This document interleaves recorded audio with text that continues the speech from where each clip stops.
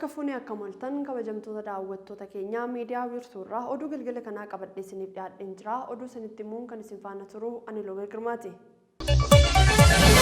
Biiroon lafa Oromiyaa fi bulchiinsi nageenyaa odeeffannoo waliigaltee waliin hojjechuudhaaf dandeessisuu mallatteessanii jiru. Waliigaltichis hojii maatii itti fayyadama lafaa saffisiisuu, hojiirra oolchuu fi yeroo yeroodhaan hojii ammayyeessuu akkasumas suphaa taasisuudhaaf kan kaayyeeffate ta'uun isaa ibsamee jira.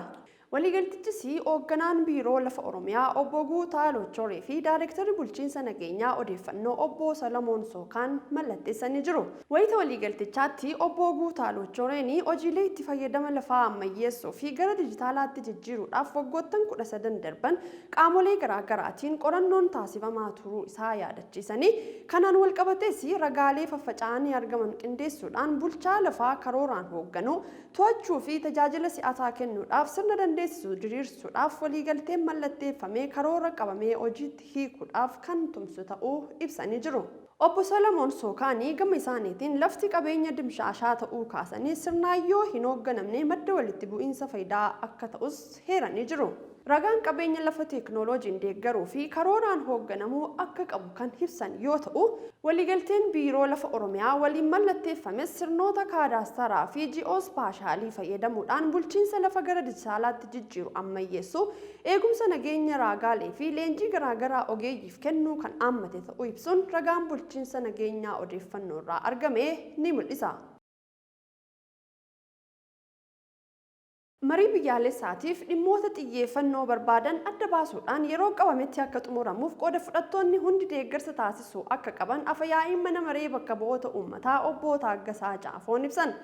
Mudde bara 2021 keessa manni maree ministeerota Itoophiyaa wixinee labsii komishinii marii biyyaalessaa hundeessuuf qophaa'e irratti kan mari'ate yoo ta'u paarlaamaadhaaf dhiyeessee ture. Ergasii adeemsi komishinii marii biyyaalessaa jabaatee hojjetamaa jira. Gabaasa dabalataa Lalisaa Alamuu waan qindeeffate qaba. Baatii mudde bara 2021 keessa manni maree ministeerota Itoophiyaa wixinee labsii komishinii marii biyyaalessaa hundeessuuf qophaa'e irratti mari'ate paarlaamaaf dhiyeessee ture. Manni maree bakka bu'oota uummataa mudde 29 bara 2021 kan raggaasise komishinii qindeessuu marii biyyaalessaa Itoophiyaa wayita wixinee labsii taa'ee barraa'e eegalee dhimmi kun dubbii ijoo ta'eetii jira. Paarlaamaan Itoophiyaa gama isaan baatii mudde bara 2021 kana keessa yaa'ii geggeessee tureen wixinee labsii komishinii marii biyyaalessaa hundeessuuf dhiyaate irratti mari'ate yaada dabalataa irratti kennuuf koree dhaabbii dhimma seeraa haqaa fi dimookiraasiitti qajeelche. Mudde 29 bara 2021 ammoo ni raggaasise. Ibsi waajjirri muummee yeroo sana baasee tures komishiniin hundaa'uu marii biyyaalessaa hirmaachisaa ta'e walabatee akka hoogganuu fi qindeessuudha jechuun ibsee ture. Filannoo biyyaalessaa marsaa ja'affaa Itoophiyaan geggeessitee turte irratti wantoota mootummaan waada gale keessaa tokko marii biyyaalessaa hirmaachisaa ta'edha. Ka jedhan ibsichi waliigaltee biyyaalessaa fi dhimma biyyaa irratti ejjennoo waloo uumuuf mariin akka godhamu waada galanii turan. Mariin biyyaalessaa hunda hirmaachisuu fi kallattii egeree biyyattii akeeku akka godhamu paartileen siyaasaa mormituu irra deddeebiin waamicha godhaa turan. Yeroo mariin biyyaalessaa kun eegalurraa kaasee gama Oromootiin paartileen akka Koongireesii Federaalawaa Oromoo yookaan KFO akkasuma adda bilisummaa Oromoo dabalatee dhimma marii biyyaalessaa kana itti dhiyeenyaan hordofaa turan. Haa ta'uuti malee garuu Koongireesiin Federaalawaa Oromoo gama isaan ibsa onkoloolessaa 15 bara 2021 baasee tureen rakkoo siyaasaa biyyattiin amma keessa jirtu marii biyyaalessaa haqa qabeessa dhugaa fi hunda hirmaachise qofatu furmaataa jedhee ibsa kennuun isaanii yaadatama. Adda bilisummaa Oromoos gama isaatiin haalli nageenya Itoophiyaa sadarkaa akkaan yaaddessaa irra waan ga'eef mariin hunda ammatti akka geggeeffamu ibsa eebila 28 bara 2021 baaseen gaafateetii ture. Mootummaanis yeroo sana yeroo dhiyootti mariin biyyaalessaa ni taasifama jechuun ibsa baasaatii turuun isaanii yaadatama. Haga ammaatti garuu mariin biyyaalessaa kun lafarraa harkifamuusaa sodaa guddaa uumaa jiraachuu hayyoonnii fi akkasuma xiinxaltoonni garaagaraa ibsaa turan. Hayyoota siyaasaa keessaa tokko kan ta'an obbo Leencoo Lataa lafarraa harkifamuu marii biyyaalessaa yaaddessaa ta'uu miidiyaalee Itoophiyaatti dhiyaatanitti gadi jabeessanii himaatii turan. Falawwan marii biyyaalessaa barbaachisoo ta'anis hakkaayyuu siyaasaa tokkotti himaatii turan. Obbo Leencoon akka jechaa turanitti mariin biyyaalessaa kun waa'ee mootummaa jijjiiruu buusuuf yookaan immoo kaa'oo miti jechuun dubbataatii jiran. Dubbii jabduun waan bu'uura ta'an irratti waan eenyummaa Itoophiyaa waan sirna biyyichaa ittiin bulchanii akkasumas ammoo biyyittiin ittiin nagaa argachuu danda'u irratti mari'atanidha jedhan. Waa'ee mootummaa marii biyyaalessaa booda kan itti deebi'amudha jechuun yeroo sana himan. Abaawoon gama isaatiin marii biyyaalessaa nun hirmaachisne jechuun qeeqa yeroo garaagaraatti dhiyeessaatii ture. Paarlamaa Itoophiyaatti itti gaafatamaan mootummaa kata'an obbo Tasfaayee Beeljigee waa'ee wixinee koomishinii marii biyyaalessaa ijaaruu yoo dubbatan dhibdee hayyuuwwan siyaasaa biyyattii gidduu jiru furuun sirna dimokiraasii ijaaruuf mariin akka godhamu koomishinii kana ijaaruun akka barbaachisu himanii turan. Ergasii waa'ee marii biyyaalessaa gubbaarraa gadiitti gadi bu'uun koomishinii marii biyyaalessaan hojjetamaa jira. Guyyaa har'aas ammoo marii biyyaalessaaf dhimmoota xiyyeeffannoo barbaadan adda baasuun yeroo qabatetti akka xumuruuf qooda fudhattoonni hunduu deeggarsa taasisuu akka qaban afyaa'in mana maree bakka bu'oota uummataa obbo Taaggasaa Caafoo ibsanii jiru. Koreen dhaabbii dhimmoota dimokiraasii raawwii marii biyyaalessaa irratti raawwatamaa taasisee mana maree bakka bu'oota uummataaf gabaasa dhiyeesseera. Gabaasichi bakka afyaa'in mana marichaa obbo Taaggasaa Caafoo hooggantoonni miidiyaalee fi koomishiinaroonni koomishinii marii biyyaalessaa argamanitti dhiyaateera. Obbo Taaggasaa Caafoon mariin biyyaalessaaf dhimmoota xiyyeeffannoo barbaadan adda baasuun kan danda'amuu fi yeroo qabametti akka xumuramuuf qooda fudhattoonni tumsa taasisuu akka qaban ibsuu isaanii ragaan mana marichaa irraa argame ni mul'isa. Hooggantoonni olaanoon bu'uuraalee misoomaa magaalaa Baahir Daaritti ijaaramaa jiran daawwatanii jiru. Bulchaa bulchiinsa naannichaa dabalatee Daayirektarri Jeneraalaa Odeeffannoo fi Nageenya Biyyaalessaa obbo Tamasgeen Xurunaa itti aanaa Itaamaajoor Shuumii Waliigalaa humnoota waraanaa Jeneraal Abbaawuu Taaddasaa dursaan itti aanaa kantiibaa magaalaa Baahir Daar obbo Goshuu Indaalaamaa'uu fi hooggantoonni biroon daawwannaa kanarratti argamanii jiru.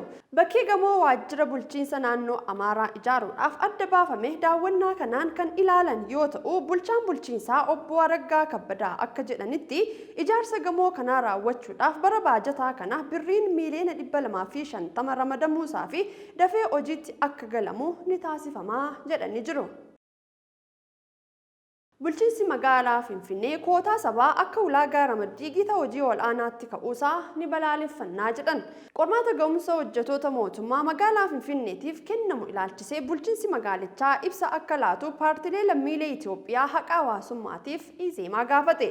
Paartichi ibsa kaleessa baaseen barbaachisummaa qormaaticha irratti akka amanu heeruudhaan haa ta'u malee waajjira tokko keessaa baay'inni daayirektarootaa fi hooggantoota saba tokkorraa kan ta'an 40 akka hin caalle godhamuudhaan dandeettii fi ga'umsa barnootaa akkasumas muuxannoo irraa maddu xiqqeessee akka hin ilaallee of eeggannoo gochuun barbaachisaadha jedhe.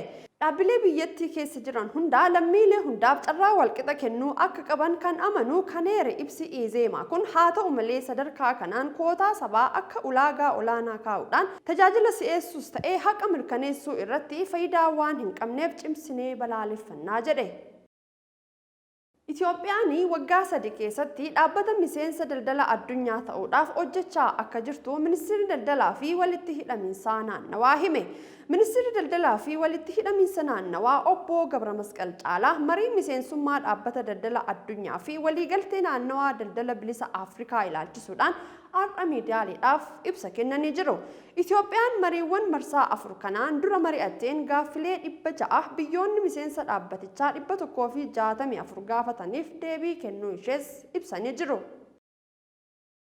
Konkolaachiftonni fi lafoo deemtonni of eeggannoo cimaa taasisuudhaan sababa balaa tiraafikaatiin balaa qabeenyaa fi lubbuu namaarra gahuu ittisuu akka qabanii aartistoonni hubachiisan.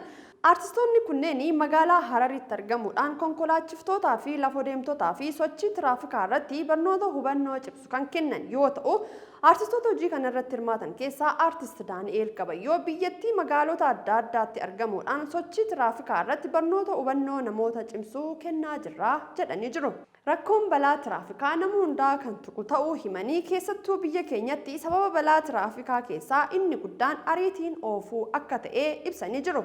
Ariitiin lubbuu gabaabsa malee dheerina daandii hin gabaabsu kan jedhani aartist Daani'eel Gabayyoo bu'aan ariitiin oofuurraa argamu bu'aa waan hin qabneef aartistoonni ariitiin oofuurraa akka of qusatan hubachiisanii jiru. Oduu biyya alaatiin ammoo Raashiyaan hojii meeshaa waraana niwukileeraa gara Beelaaruusitti dabarsuu xumuruu pirezidaantiin Beelaaruus Aleksaandar Lukaasheekoon dubbatan. Lukaashenkoon mana maree olaanaa diinagdee Yuureeshiyaa irratti hirmaachuudhaaf seentii Peetisberg galanii jiru. Ibsa miidiyaaleedhaaf kennaniin Kireemiin meeshaa waraana niwukilaraa muddee gara jalqabaa bara faranjoota 2023 dabarsitee xumuruu ibsanii jiru. Raashiyaan baay'ina meeshaalee waraana garasitti ergite himuu baatanis akka ragaan waajjira isaaniirraa argame mul'isutti haalli hunduu sadarkaa gaariirra jiraachuu dubbachuu UPI gabaasee jira. Pirezidaantiin Raashiyaa Vilaadimiir Puutiin biyyi isaanii Yuukireen waliin waraana gaggeessaa jirtuun meeshaa waraanaa niwukilaraa Beelaaruus fageenya gabaabaa irratti akka dhaabanii dubbachuu isaanis ni yaadatama. Kan daawwachaa turtan miidiyaa wiirtuurraa oduun galgala kanaaf qabannee dhiyaanne kana fakkaata. Nu daawwachaan waliin turuu keessaniif